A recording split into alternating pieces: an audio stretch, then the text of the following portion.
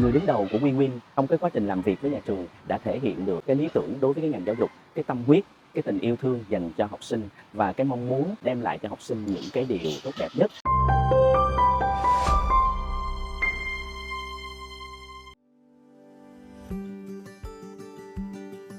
Dạ, tôi tên là Lê Việt Tiến, là phó hiệu trưởng của trường tiểu học Bình Hòa, hiện tại ở là phường 12, quận Bình Thạnh.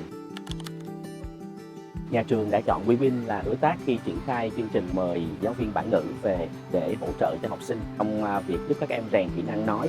Thì là thứ nhất, do WeWin có một cái lịch sử làm việc với lại nhà trường có một thời gian khá dài. Thứ hai, WeWin có một cái đội ngũ đáng tin cậy. Người đứng đầu của WeWin trong cái quá trình làm việc với nhà trường đã thể hiện được cái lý tưởng đối với cái ngành giáo dục, cái tâm huyết, cái tình yêu thương dành cho học sinh và cái mong muốn đem lại cho học sinh những cái điều tốt đẹp nhất.